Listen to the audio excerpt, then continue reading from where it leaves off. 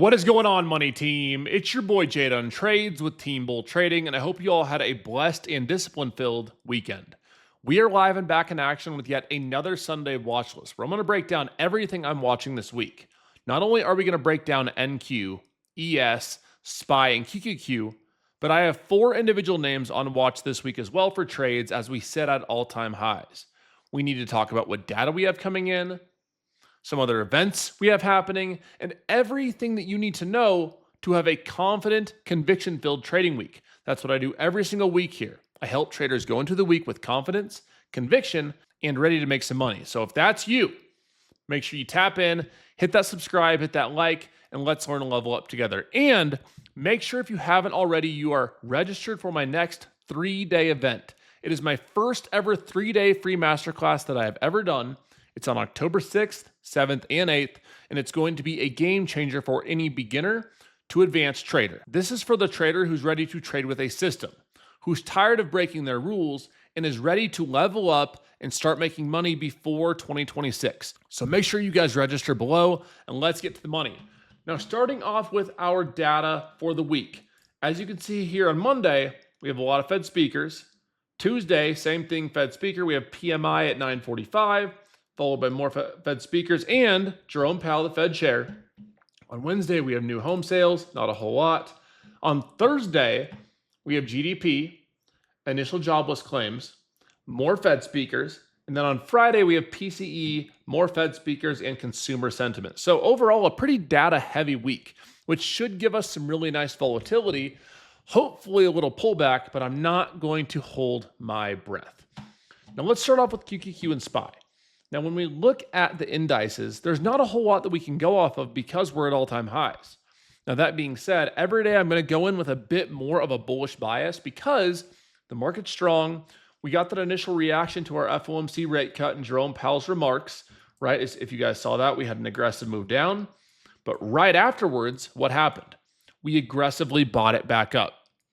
Ever since, we've made higher lows, and we are still trending higher, which I believe if tech stays strong, a few of the names I'm going to talk about are tech, and I believe they're going to be strong, we continue on higher. So for me, as far as our hourly chart goes, let's go on over to here.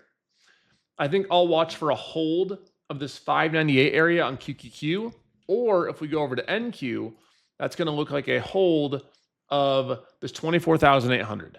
This is my line in the sand. If we start breaking below that and trending down, we can look for some downside setups. However, if we keep holding this strong like we have with some impulse volume candles to the upside, I think we can trend up to that 25,000 plus this week. Now let's flip the script and go look at SPY. Now SPY, same thing, all-time highs. There's only so much that we can do.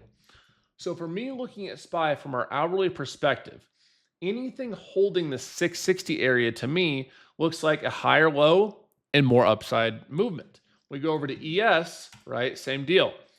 We're at the all-time high. If we can hold the 6,690 area, 6,700-ish, we should see a higher low in here and continue higher. If we start breaking down with hourly, 4-hour, and daily closes below these levels, maybe we look for some sort of pullback on the market. Now, as far as our individual names go, I have 4 names on watch this week that I really like. And when markets are at all-time highs, I'll traditionally start looking a bit more at individual names because you still get movement in those because a lot of them aren't at all-time highs. So when markets slow down, when we have slow trends up on low volume, that's when you can really find some good opportunity in the individual stocks. So the first one that I want to talk about today is going to be Apple. Now, if we go over to Apple, they just released a new iPhone, the same thing they've released for 17 years. And if we look at our daily chart, we can see we're having a pretty aggressive daily breakout right here with confirming volume. So for me, I would like to see a pullback down to this 241 all the way up to 243 for a longs entry. That would make a higher low on the daily chart. And from our hourly perspective that we see here, it also matches up very well with multiple resistance, turn support hits, and a nice impulse candle here that we can come retest into the zone, make that higher low, and move on up further to our price targets of 250 and beyond. That, I think, is one of the stronger names, especially with how much relative strength we had on Friday for some continuation. And that's a name that I'm going to be watching for come Monday morning. Now, the next name on watch is going to be Microsoft.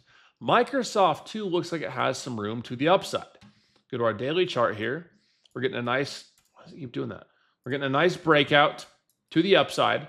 We broke the structure from the downside with increasing volume.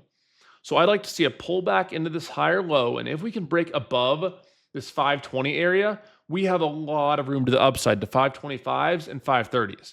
If we can break this previous support turn resistance that we have not retested in a while, get a close above here, I think we can get a really nice move to the upside on Microsoft, also pushing tech higher as we go. Next up on the list is going to be NVIDIA. Now we look at NVIDIA, solid company. You know I love me some NVIDIA. I got a lot of this long term.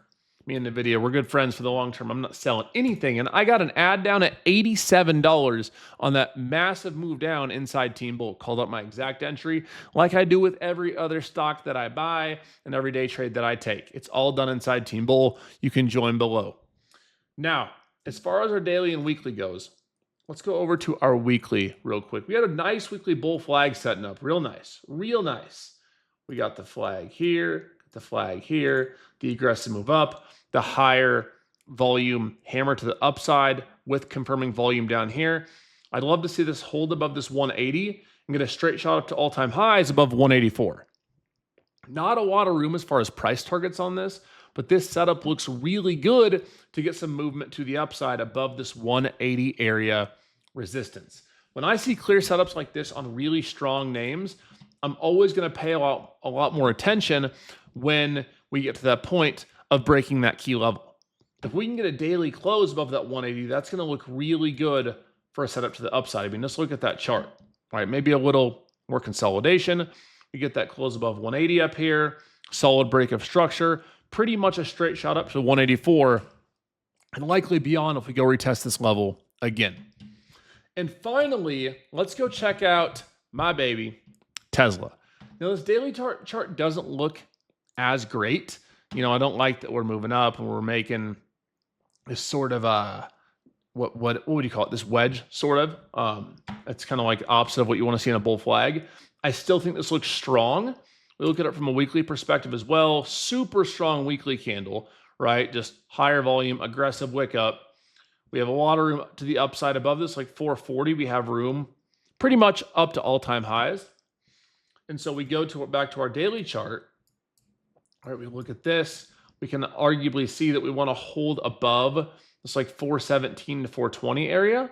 However, on the hourly chart, we get a little better picture, right? Let's zoom this in. Okay. We've been making higher low, and so I'd love to see a higher low above this like 420 area, 422, make one more higher low, and then keep on pushing up. Now, if we end up dragging down to this previous support area, hold this and then going to push up, I'm okay with that as well. But if we start getting daily closes below these key levels, these previous support levels, that's where upside becomes a bit of a concern.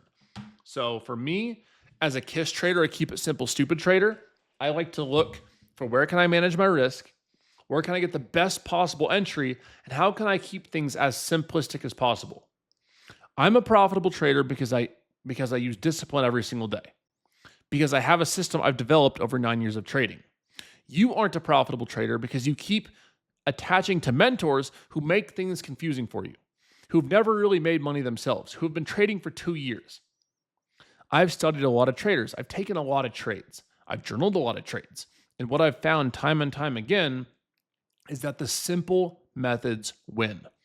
You manage your risk, you build your confidence, you execute with conviction, and you make money over time. That's how you make money. That's how you get payouts. And speaking of payouts, I just tried Top Step for the first time. I don't really trade props that much, but I wanted to prove that I can get paid out.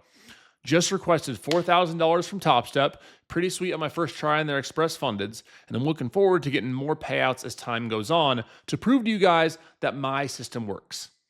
Trade smart, trade safe, stay focused, choose discipline over dopamine, put God first, and you can't lose, baby. I'll see you guys inside Team Bull and live trading tomorrow. God bless y'all. Peace.